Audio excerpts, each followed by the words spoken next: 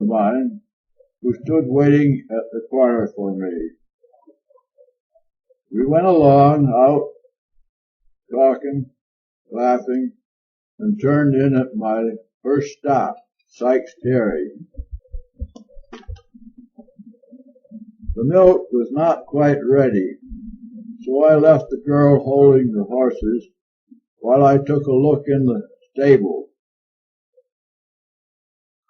I heard a commotion. I see that I am nearing the end of my tape. After a short break, I will return and tell you what happened.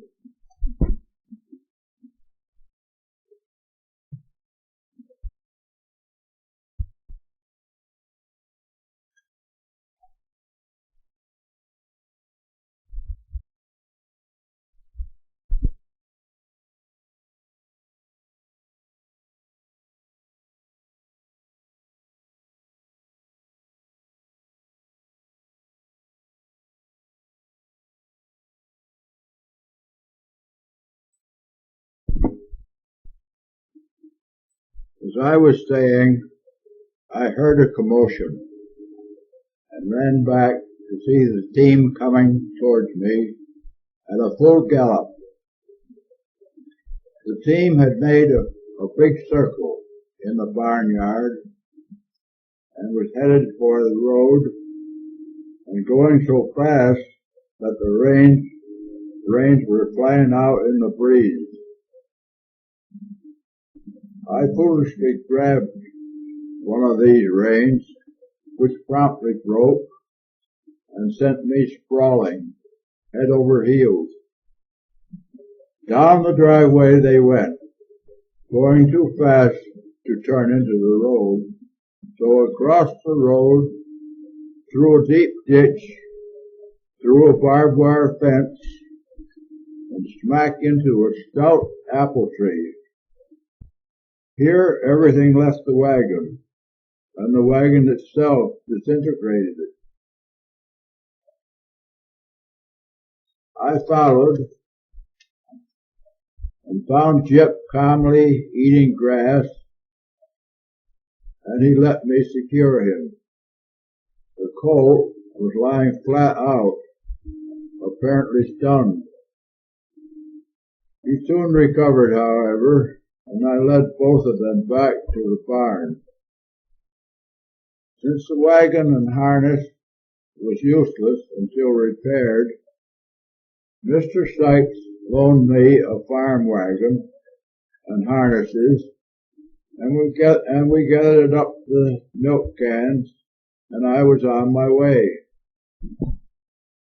The girl had run away too.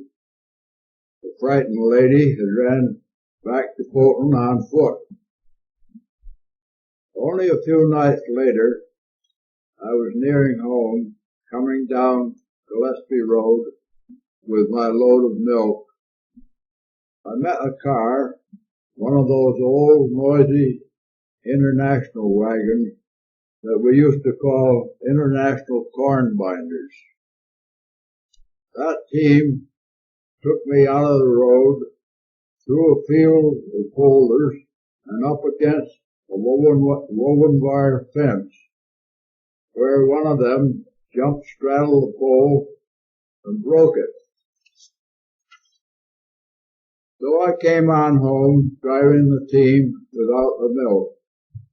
Dad and I went back with another wagon and got the milk. Dad said to me, "Tomorrow morning, Harold, I shall go with you, and here's hoping we meet a car, for I want to see how that team behaves." So morning came, we did go together, and by gosh, we did meet a car, and at a lovely place. It was a narrow cut, steep banks on both sides. Taylor Cut, we called it. Out the road we went and up that steep bank, me in the back trying to save 2 full cans of milk, and letting the empty one roll out and down the hill. Frankly, I was elated. Dad says to me, if you continue to draw this milk, you are not going to use wild mustangs. You will be furnished with a reliable team. So I had no trouble after that. Now back to the business, and I will tell you about that big change that was such a surprise to me. I was coming home from school, I guess about a second year high school, and it was the last day before Easter vacation. I was expecting to harness the team and go collect the milk. But before reaching home, I met two big loads of equipment, drawn partly by our own milk wagon horses. I recognized these loads as our own milk plant equipment. Hurrying home, I found that I was to go with the equipment. I was to go to the fire to help install the equipment, also to go along on the routes to make sure the milk was distributed in the right places.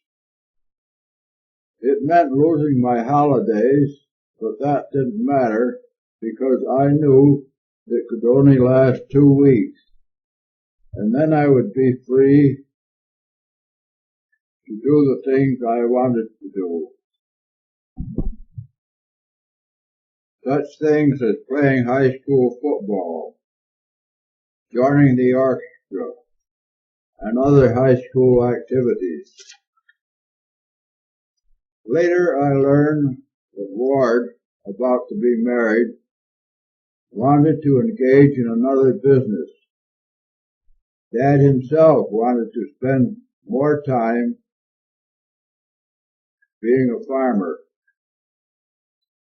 So when Fox Cash was offered, they sold the milk routes. Our family now was much smaller, and Dad and Mother knew they could do nicely as versatile dairy farmers, as all our neighbors were.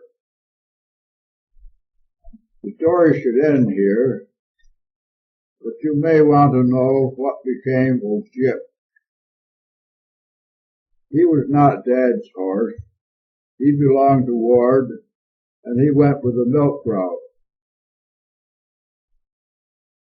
Anyway, by this time, Jip had seen so much hard work that he probably was too tired to think of running away. And Roger, well, of course, he being Father's horse, he stayed on the farm. When he finally passed away, Dad told me I could have his hide, and I sent it to the Frisian Company in Rochester, and they made it into a beautiful robe. It was large enough for a rug in a medium-sized room. I had little use for such a large robe, so I packed it in the trunk with mothballs to preserve it, and years later I knew an old couple in Colebrook, Ontario,